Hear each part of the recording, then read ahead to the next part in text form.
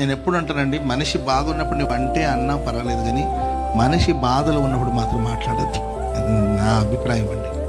మనిషి సంతోషంగా ఉన్నప్పుడు ఆయన దూషించాలనుకో దూషించుకో, కానీ మనిషి పడి ఉన్నప్పుడు, మనిషి బాధలో ఉన్నప్పుడు, మనిషి కన్నీళ్ళలో ఉన్నప్పుడు, మనిషి అనారోగ్యంలో ఉన్నప్పుడు మనం వాళ్ళని ఏమాత్రం దూషించకూడదు. ఎందుకంటే ఆయన కన్నీళ్ళు పెట్టుకుంటే ఆ కన్నీళ్ళు ప్రభు చూశాడు అనుకోండి, అతని ప్రార్థన వింటాడు, నీకు ప్రమాదంగా మారే అవకాశం ఉంటుంది. ఆడు తప్పుడోడో మంచోడో అది దేవునికి విడిచిపెట్టిన విషయం.